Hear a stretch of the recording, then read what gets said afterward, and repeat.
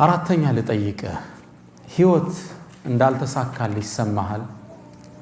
ስራዎች አንዱ ስራ በትገባው ሌላኛው ብትወጣው እንዳልተሳካ እየተሰማህ ነው? ትዳርስ ብላ ያስከው ነገር ደስታ አጣህበታል? የህይወት ውጣ ውረድ ረፍት ነስቶሃል? ይሄ ማይለወጥ መስሎ ተስፋ መቁረጥ ውስጥ ገብተሃል? አብሽር፣ የአላህ ድል ቅርብ ነው። ከውጥረት በኋላ ፎይታል። አንድ ታሪክ ልንገራችሁ። ታሪኩን ያወሩት ኢማም አጠበሪ ሸይኹል ሙፈሲሪን፣ ታዋቂው ተራኪ የታሪክ ምሁር የሙፈሲሮች አባት ነው የሚሏቸው ኢማም አጠበሪ። የእሳቸው ተፍሲር የተፍሲሮች ሁሉ አባት ነው። በ240 ሂጅሪያ የተከሰተ ክስተት ነው። ታሪኩን የዘገቡት ብቻ ሳይሆን አብረው የተሳተፉበት ክስተት ነው። ኢማም አጠበሪ ገና ወጣት እያሉ በሀያት ራሳቸው ያዩት ታሪክን ነው የምነግራችሁ። መጽሐፋቸው ላይ የዘገቡት በዘመነኛ ብዕር አሊ ጠንጣዊ የዘመኑ ዓሊሞች ውስጥ አንዱ ረሒመሁላህ ይህን ታሪክ ቅሰቱል ሒዛም ያሰፈሩት ታሪክ ነው የምተርክላችሁ። ይሄ ታሪክ ሁላችንም ጥሩ እንደሚያስተምረን ተስፋ አደርጋለሁ። ታሪኩንም ሰምታችሁት የምታውቁ አይመስለኝም። ከ1200 ዓመት በፊት የተከሰተ ነው። ኢማም አጠበሪ ታሪኩ እንዲጀምሩልናል። ሰውየው የታሪኩ ባለቤታችን ስማቸው አቡ ግያት ይባላል። አቡ ግያት ከመካ ነዋሪያኖች ውስጥ አንዱ ናቸው። እድሜያቸው 86 ደርሷል። እርጅና ተጫጭኗቸዋል። ለ50 ዓመት ያህል በችግር ህይወትን ገፍተዋል። 4 ልጆች፣ 2 ሴት እህቶች፣ ባለቤታቸውና የባለቤታቸው እናት አብረዋቸው ይኖራሉ። 8 ሴት ልጆች፣ እሳቸው 9ኛ። 4 ልጆች፣ 2 እህቶች፣ የሚስት እናትና ሚስት፣ 8 ሴቶች፣ አቡ ግያስ አንድ ግለሰብ። ለነዚህ ሁሉ 8 ሴቶች ተጠሪና ተጠያቂ ማናቸው? ይህ የ86 ዓመት የእድሜ ባለጸጋ። ረመዳን ነበር ወሩ 240 ሂጅሪያው ላይ። አቡ ግያስ ትናንት ያለ ምግብ ነው የጾሙት። ዛሬም እንደዛው ለመጾም ተገደዋል።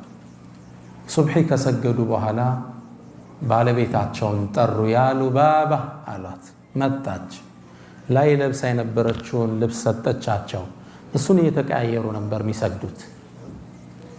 ከዛም መጣችና የአባ ግያት፣ አንተ የግያት አባት ሆይ እባክህን ረሃብ ገደለን፣ እኔ እናንተን ችለው ይሆናል፣ ሴት ልጆቻችን፣ እናቴ ግን ረሃብን መቋቋም አትችልም። እባክህን ውጣና እህል ፈልግ እስኪ ምግብ ምን በላው፣ ዛሬ ደግሞ ጾማችን እንዳናፈጥር። ቃለ አፍዓል፣ እሻላት። ከቤት መውጣት ጀመረ። ዱሓ አካባቢ እንደነጋጋ መካን መዞር ጀመረ። ምግብ ቢያገኝ ስራ ቢያገኝ፣ ስራስ እንዴት ያገኛል? የ86 ዓመትን አዛውንት ማን ይቀጥራል? ምግብ ፍለጋ ዞር። አቡ ግያት ማግኘት አልቻለም። ዙሁር አካባቢ እንደደረሰ ዙሁር እንደተሰገደ ሰው በጣም ፀሐይ ስለነበር ሊያርፍ ወደ ቤቱ ገብቷል። እርሱ ወደ ቤት እንዴት ይመለስ ባዶ እጁ? ተስፋ ቆርጦ አንድ ዛፍ ጥግ ቁጭ አለ። ጥላ ላይ ነው። ልጆቹ ታወሱት። ዛሬም ዳግም በረሃብ ሲያድሩ ተከዘ። ከዚህ ኑሮ ብሞትስ ምን ነበራል?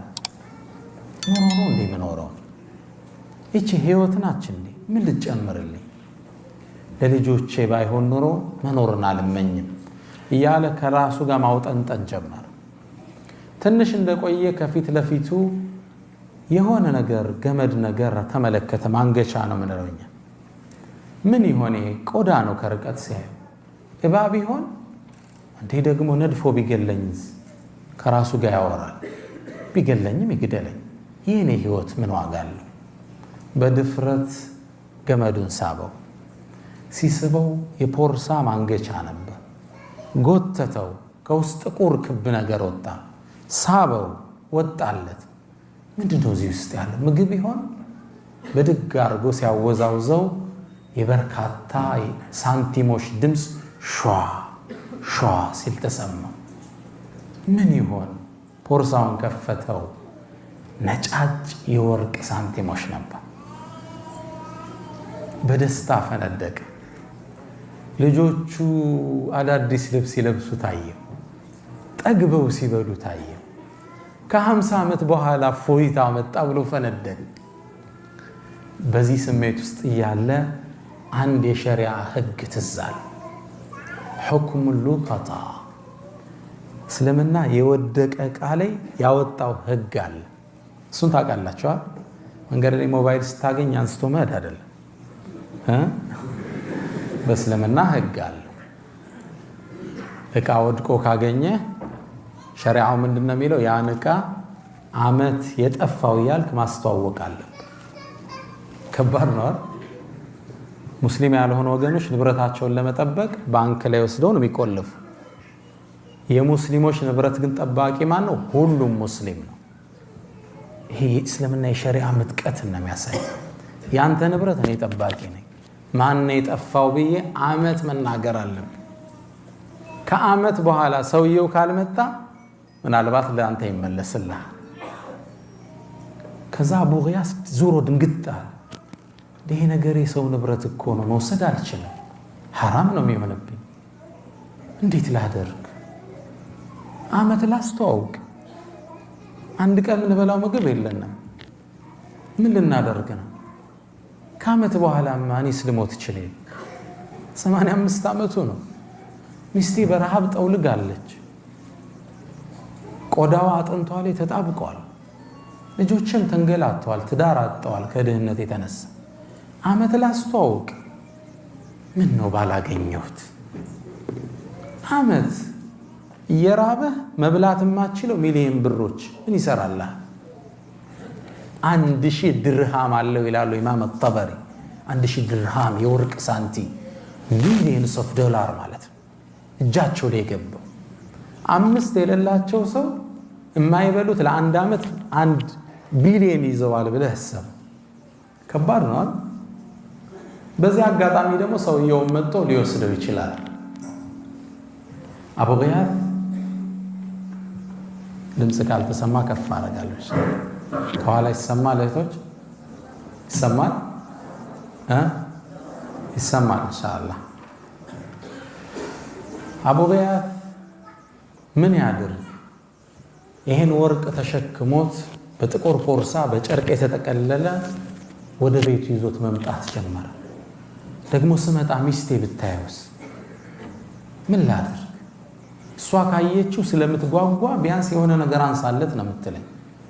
እርቦና እንደምንም እሷን ሳያሳይ ደብቆ ለማስገባት ወስኖ በፎጣው ጠቀላሎ ቤት ተሾልኮ ሲገባ ባለቤት አየችው። የአባ ጊያስ ማጃ አቤክ፣ ምን አመጣ? ምን ሲዘነው ከኋላ አለችው። አይ እንዲሁ ነው አለ። አረ ምን እንዲሁ ይዛል? የሆነ ነገር እየታየ። አይ እንዲሁ ነው። እስኪ ልየው፣ ምን ደግሞ አመጣ? የሚበላ ነው ምንድነው? አሳየ። መዋሸት አልፈለገም። አላህን ፈሪ ነበር። እቃውን ካስቀመጠ በኋላ ቁጭ አርቆ ያ ሉባባ፣ አንቺ ሉባባ፣ ሳላስበው 1000 ድርሃም አገኘው። አስደንጋጭ ነው ለሷ። ይሄ በህይወታቸው አይተው ታያውቁ። እና ግን የሰው ነው። እንዴት የሰው ነው? አላህ ያመጣልህ ሪዝቅ አይደል እንዴ? ሚስት ደግሞ ገባች። ጀሊሉ እግር ላይ ያመጣውና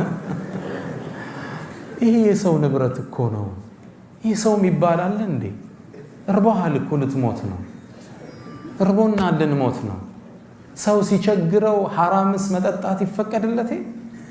በራህ ላይ እየሄደ ከኸምር ውጭ ሊሞት ብሎ ውሃጦ ኸምር ውጭ ሌላ ካላገኘ እሱን እስልምና የግድ ይፈቅድለታል። እንዴት ሞት እኮ ነው። ለአንተማ ሐላል እኮ ነው። ይሄ እንዴ ትንሽ ዘገና አድርግና ህይወታችንን ለውጠው እንጂ በጭራሽ አላት። 50 ዓመት ሙሉ ሆዴ ሐራም ሳላስገባ በ86 ዓመት ሆዴ ላስገባ ነው። ሉባባ ጥያቄው እንዳታነሸው አለ። አይደለም ማንሳት ለልጆች ለሰው ብትናገሪ እኔና አንቺ አብረን አንኖርም። ይሄን አቋሜ ነው እቂ አላት።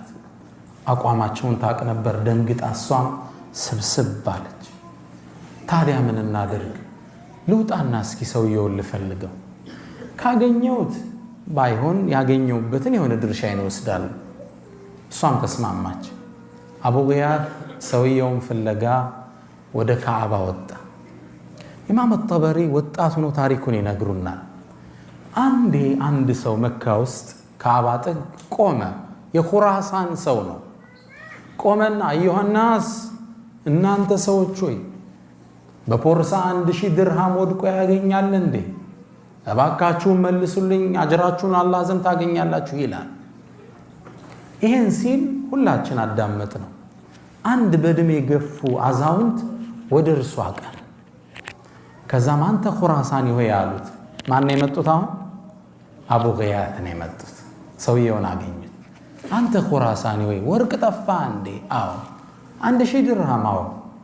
ታዲያ እኛ እኮ የመካ ሰዎች ቀሊሉ ዘርዒ፣ እኛ እኮ ወቀሊሉ ዘርዒ፣ አዝርዕታና ምርት ታውቀዋለህ። እርሻን ዘራ፣ ደረቅ ነው መሬታችን፣ ዝናብ አናገኝ። ከብቶች ደግሞ አልበን የምንጠጣው የለን። ወቀሊሉ ልመዋሲሚ፣ ደግሞ ሐጅና ዑምራ በዓመት 2 አንዴ ነው የሚመጡልን። በዛ ነው ከሰው የምንጠቀመው። ስለዚህ ምናልባት ያገኘው ሰው ችግረኛ ሊሆን ስለሚችል 1/10ኛውን እሰጣለሁ ብለህ እኮ ብትናገር አምጥቶ ሊሰጥ ይችላል።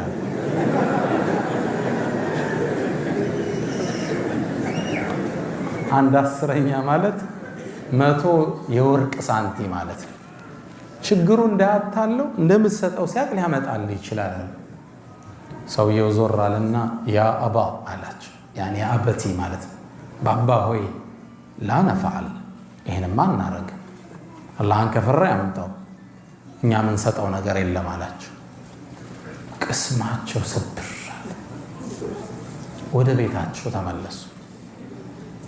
ወደ ቤት ሲመለሱ ኢማም አጠበሪ ተመልከቱት፣ አክቲቭ ነበሩ።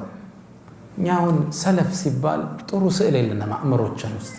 ሰለፍ ማለት አክቲቮች ማለት ነው፣ ስማርት ናቸው። ኢማም አጠበሪ ምን ይላል? ይሄ ሰውዬ የገንዘቡን ያገኘው እሱ እንደሆነ ተረዳዋል። هذا شيخ المفسرين من አይነት አክቲቭ ቢሆኑ። ኢማም አጠበሪ ስማርት ነበሩ። ይሄ ሰው ብሩ እንዳገኘው ጠረጠርኩ፣ ለራሱ እያመቻቸ ነው ብዬ አሰብኩ። ወደ ቤት ሲመለስ ለማረጋገጥ ተከተልኩት አሉ ኢማም አጠበሪ።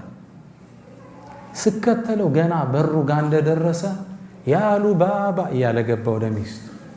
እሺ ያለች፣ ሰውየውን አገኘው? አዎ አገኘሁት። እኮ ተስማማ ባልከው መስፈርት? ባክሽ አልተስማማ፣ ዛሬም ጾም ማደራችን። ያ አቡ ጊያት አለችው፣ እነዚህ ሴት ልጆች በረሃብ ይሙቱ እንዴ? እናቴ በረሃብ ትሙት እንዴ? ትንሽ አንሳለት፣ ተቸግራ። ለምንድን ነው ማታነሳው? አንተ እኮ ሙጠርነ ተጨንቀሃል፣ አላህ ይፈቅድልሃል። ደግሞ ወቅ አለችው ልቡን ስታራራ፣ አላህ በያዝከው ብር ብቻ ሳይሆን በትክክል ባልመገብካቸው ልጆች ይጠይቀሃል አለችው። ጥሩ ማንትን ነው አለ። ልክ ይህን ስትለው ይላል ኢማም አጠበሪ ከርቀቱኛ ያለዋል። ትክዝ አሉና አቡ ጊያት ተስፋ ቆርጠው በነጩ ጺማቸው ላይ እንባ ሲወርድ አየዋል። አይበላው የአላህ ቅጣት አለ። አይተው ልጆቹ በረሃብ ሊያድሩ። ከዛም ስሜታቸውን ዋጥ አድርገው ፊታቸው ተቀይሮ ላ ያሉ ባባ፣ ትግስት አድርጊሉ ባባ፣ ከጭንቀት በኋላ እፎይታ ይመጣል፣ አላህ ይተወንም ተይሉ ባባ አላት። ኢማም አጠበሪ ይህን ስሰማ ተመለስኳል። በሁለተኛው ቀን ያ የኹራሳን ግለሰብ አሁንም ቁሞ ይጣራል። ምን ይላል? አዩሃል ሑጃጅ፣ እናንተ ሐጃጆች ሆይ 1000 ወርቅ ሳንቲ ያገኛል እንዴ? አላህ ምንዳውን ይክፈለው፣ እባካችሁ ስጡኝ ይላል። ከዛም በሁለተኛው ቀን ይህ ሼኽ መጡ ይላል ኢማም አጠበሪ ረዲየላሁ ተዓላ። መጡና አንተ ሰው ሆይ ትናንት እኮ ነግሬህ አልሰማይ ብለህ ሰው የሚበላው የለው 1000 ወርቅ ሳንቲ ስትል የት አምጥቶ ይሰጣል? ትንሽ እኮ ብታረግለት አላህን ፈርቶ ይሰጥህ ነበር። ምንድነው ማድረግለት? ባይሆን ቀደም አንድ 10ኛ ነው አሁን 100ኛ አድርግለታል። 100ኛ ስንት ነው? 10 የወርቅ ሳንቲም ቀደም 100 እሱም ብታረግለት ይሰጣል። قال لا يا بابا አላቸው። ይሄም አይሆን። እሱም ለምን እንዲህ ጠንከር እንዳለው ኋላ ታሪኩ ይገባቸዋል። ይሄንማ እኛ እናደርግም። አላህ የሚፈራ ከሆነ አጥቶ ይሰጠኛል፣ አላህ የማይፈራ ከሆነ እዛው ሰዓቱን ይቻለው አላቸው። ተስፋ ቆረጡ። ወደ ቤት ተመለሱ። መንገድ ላይ ወዳድቀው ባገኟቸው ቴምሮች እርሳቸውና ሴት ልጃቸውን ይዘው ጾማቸውን ፈቱ። ከባድ ነው። 1 ቢሊየን እጅ ላይ ተቀምጦ መካ ላይ የወደቀ ቴምር ፈልገ ማፍጠር ትልቁ ትምህርት ይሄ ነው። ሐቂቃ እኛ ትንሽ ኑሮ ውስጥ እናወጥብን ስራ ልመቻች ሲል ሰው ወደ ሱስ ይገባል፣ ተስፋ ይቆርጣል፣ ፌስቡክ ላይ ቻት ላይ ይገባል፣ ማያቃትን ሴት ያማልላል። ይሄ ሙስሊም ባህሪ አይደለም። ችግሮች ሲመጡ ያልፋል፣ ይነጋል። ከሙእሚን ተስፋው ይሄ ቅድም በቀራልን ወንድማችን አያት ላይ አለይሰ ሱብሑ በቀሪብ ነው የሚለው አላህ። ንጋቱ ቅርብ አይደለም እንዴ? እየነጋ እኮ ታሪክ እየተለወጠ እኮ። ያችን ቴምር በልተው አፈጣው። በበነጋው 3ኛው ቀን ላይ ይሄ ሰውዬ ቆመናውን ኹራሳኑ ተጣራ። ንብረት ያገኛል እንዴ ስጡይ ብሎ ተጣራ። አሁንም ይላል ኢማም ጠበሪ ነው የሚዘግበው። አሁንም ይሄ ሼኽ ተነሱ አቡ ገያት መጡና አንተ ሰው ሆይ ትናንት ነግሬህ እኮ ነበር 100 አልኩም ቢያል ለራሳቸው የሚደራደሩ ነው ይመስል 10 አልኩ አልተስማማ ባይሆን 1 የወርቅ ሳንቲም ስጠውና ይመልስልህ ይሆናል። በዚህኛይቱ ፍየሎች ገዝቶ ወተቱን ይጠጣል። በግማሿ ደግሞ ሐጃጆችን ማጠጫ ዕቃ ገዝቶ እሷን እያከራየ እያጠጣ ክራይ ይሰበስባል። 1 የወርቅ ሳንቲም ስጠዋል። ሰውየው እንደሚስማማት ጠብቃላችሁ አይደል? ቃለ ላ ያ ባባ ይሄማ ያው አላህን ከፈራ ያምጣል፣ ካልሆነ እዛው አላህ ይተሳሰብ። አቡ ገያስ ተስፋ ቆረጡ። ናበል ወደ ቤት እንሄዳሉት። ምንድነው አሉ። እስኪ ናየ አንተ ሳንቲም ከሆነ አለ እንደዚህ አሁን አየው። አቡ ገያስ ይህን ኹራሳን እየመራ ወደ ቤት አቀና። ሲያቀና ኢማም ጠበሪ ምን ይላል? የታሪኩን ፍጻሜ ማየት አለብኝ ብዬ ተከተልኳቸዋል። በሩ ሲገቡ ግቢው አብሬ ገባው። ልክ ወደ እንትን ጠጋ ሲሉ አብሬያቸው ጠጋልኩ። ከዛ ልገባ ስል ማን አለኝ አቡ ገያስ።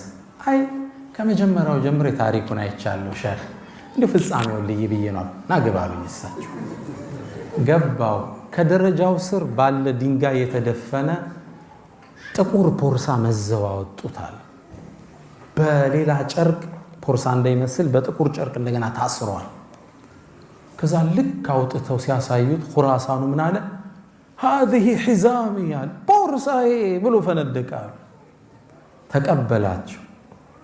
ይህን ክስተት ቤት ውስጥ ስለነበርኩ በበሩ ቀዳዳ ውስጥ ልጆቹ፣ ሴት እህቶቹ፣ የባለቤቱ እናት፣ ባለቤቱ ሁሉም እንዲያያሉ ምንድነው የሚወጣው እያሉ ሰውየው ፖርሳውን ከፈተና ጭኑ ላይ ባለ ጋቢ ላይ የወርቅ ሳንቲሙን አፈሰሰው ይላል። አይናቸው እንዲህ ሲከፈት አየውታል። አመታት ወርቅ አይቶ አያውቁም አይደለም። 1000 የወርቅ ሳንቲም ምንድነው እየሆነ ያለው?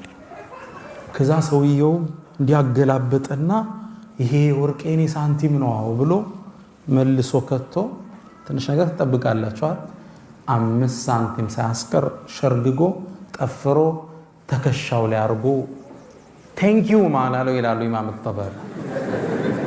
አላሁ አክበር አምስታ ሹክራን እንኳን አላለውም። ተሸክሞ ወጥቶ ሄደ።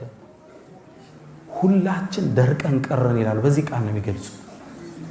ሴቶቹ ፈበቁ መሽቱ ከላኽናቅ አንገታቸው ተመዞ አይናቸው ፈጠው ቆመዋል። እንዴት ሰው ደክሞ ያገኘለት ሽማግሌ አንዲት ሳንቲ ወጣት ሰጠው እሱም አይሰጥ አመሰግናለሁ አባባ ግንባር ሰማቶታ ምን አይነት በኺል ነው ተስፋ ቆርጠው ሴቶቹ ሲቀመጡ መሬቱ ሲወድቁ አይ የሚያፈጥሩባት አንዲት ሳንቲ የሚጠብቁ ነበር ኢማም الطبري ምን ያህል እኔ ደግሞ ገና ወጣት ነኝ ስራ የለኝም ትንሽ እንኳን ማፍጠሪያ እንዳልሰጣቸው አቡ ገያስ ደርቆ ቁጭ ከዛ ትንሽ እንደቆየን ከበሩ በኩል የኮቴ ሰማ ሁላችንም ድምፁ ወደ መጣበት ቦታ ፈጠጥና ትንሽ ቆይቶ ኩራሳኑ መጣ ያ ግለሰብ ገባ የወርቅ ሳንቲሙን ይዞና ቁጭ አለ አቡ ገያስ ሲያየው ደግሞ ምን ቀረይ ብሎ መጣ ብሎ ኮስተር አለበት 5 ሊሰጥ ያልፈቀደ ግለሰብ ምን ፈልጎ ነው እንደምንም ስሜቱን ሲውጡ አየዋቸው ይላል ጠበሪ ስሜታቸውን ውጠው ዝም አሉት ማጃ አበክ ምን አመጣህ አሉ ነገሩ ሰፊ ነው አሉ ምንድነው እሱ አባቴ ሲሞት 3000 ወርቅ ሳንቲ ተወልኝ ከዛም 1/3 1000 ድርሃሙን ምድር ላይ ላለ የመጨረሻ ችግረኛ ሰው ሰደቃ ስጥልኝ አለኝ መካ ውስጥ ፈለኩ ላይታች አላገኘው የመጨረሻ ዳህ ያገኘው አንተን ነው ታዲያ ይሄ ወርቅ ሳንቲ ላንተ ነው የሚገባህ ብሎ እግራቸው ላይ ወጣለው ይላል ጠበሪ ቅድም የተገረምነውን ያህል አሁንም በደስታ ተገረምናል እውነትም አልመሰለ የወርቅ ሳንቲ ሙሉ ለሙሉ አላናገረንም ወጥቶ ሄደ ደንግጫለሁ ተከተልኩት ላገኘው አልቻል አቡ ገያስ ተከትሎኝ ወጣ ፈለግነው ሰውየው የለም ከዛ ምንም አልሰራም ብዬ ተሰናብቻቸው ለርስል እጄን ያዘኝና ቆም አለኝ አንተ ወጣት ሆይ ይሄን ልብሴን ታየዋለህ ለአመታት ሱብሂኔ ከሰገድኩ በኋላ ለሚስቴ ሰጣታለሁ አውልቄ እሷ ትሰግድበታለች ለልጆቼ ሰጣለሁ ይሰግዱበታል ሶላት ሲጨርሱ እሱን ለብሼ እህል ፍለጋ ዞራለሁ አሁን አላህ ያላሰብኩትን ሪዝቅ ታዲያ ምንድነው አንተም መካፈል አለብህ አለኝ ይዳቸር ምነው ሐዲስ ሰምቻለሁ ነብዩ ሰለላሁ ዐለይሂ ወሰለም አንድ ሰው ሳትጠይቁት ሪዝቅ አምጥቶ ከሰጣችሁ አብረው ላሉት አካፍለው ሚል ሐዲስ ሰምቻለሁ ከብኑ ዑመር የተላለፈ አንተም መግባት አለብህ አሉኝ ቤት ውስጥ ገባሁ እንደገባነ በደስታ ያሉ ባባ ያ ፉላና መጣራት ጀመሩ ልጆቹ ተሰለፉ አላቸው ሁሉም እንዲህ መደዳ ቁጭ አሉ እኔ አብሬ ገባሁ አቡ ገያስ እዚህ ቁጭ ብሏል ሳንቲሙ ፖርሳውን ከፈቱና አንድ ሳንቲ ለሁሩ መወርወር ጀመሩ ሴቶቹ ሁሉም ጋቢያቸው እንዲያርገዋል አንድ ሴቶቹ 8 ጠበሪ ስንት ናቸው 9 አቡ ገያስ ስንት መጣ 10 ለ10ሩም አንድ ሳንቲ እየወረወሩ አዳረሱን ይላል መጨረሻ ፖርሳውን ሲጨርሱ እያንዳንዳችን እጅ ስንት ገባል 100 ድርሃም ገባል 10 ናቸው ሁላችን ያዝነ እኔም ይላል ኢማም ጠበሪ ችምብር ያስኩና ዒልምን ለመፈለግ ተጠቀምኩባት ይላል የطلب العلم ደጋፊ ይፈልጋል ችምብር ይዤ ዒልምን ፈለግኩባት አላህ እዚህ እስኪያደርሰኛል ኢማም ሸይኹል ሙፈሲሪን እስኪሆን አቡ ገያስም ልጆቹ ሀብታም መሆን ጀመሩ ያኔ ምሽት ጥሩ ምግብ ገዝተው አፈጠሩ ከዛም ወደ ሉባባ ዞራሉና ያ ሉባባ አላህ ከጭንቀት በኋላ ድልን ያመጣል አላልኩሽ ከውጥረት በኋላ እፎይታ አላልኩሽ ይሄው ሐራማን ፈልግ አንድ ሳንቲ ሐራማን ብለን ጣል ነው አላህ 1000 ወርቅ ሳንቲ ያመጣል بعد عسر نقر مسكين إنما العسر يسرا هجنا تاريخ الإمام الطبري ሲጨርሱ ምን ይላሉ እኔ ከ16 ዓመት በኋላ ዒልም ሲፈልጉ ትልቅ ዓሊም ሆኜ ወደ መካ መጣሁ የአቡ ገያስን ቤተሰብ ለመዘየር መጣሁ ወዳጅ ቤተሰብ ሆነን አላሉ ከዛ በኋላ ብዙ ብር ነው የሰጡት ሚሊየንስ ኦፍ ዶላር ማለት መጣውና ስለ አቡ ገያስ ሲጠይቅ አቡ ገያስ በተለየውት በወራት ውስጥ እንደሞተ ሰማው ስለ ሴት ልጆች ሲጠይቅ የአገሪቱ ነገስታቶች አግብተዋቸው መሊካት ንግስቱ ነው አላ ያው እነሱ በእነሱ አረም ይጋቡት ሀብታሙ ነው አላ አሁን ሚሊዮነሮች ናቸው የንጉስ ልጆች አግብተዋቸው አላ እኔ ኢላሊ ኢማም ጠበሪ የአቡ ገያስን ቤተሰብ ዘይር ነበር ልጆቹን የልጅ ልጆቹን እየዘየርኳቸው ያባታቸውን አላህን የመፍራት ታሪክ እተርክላቸው ነበር ይላል ለ40 ዓመት ነው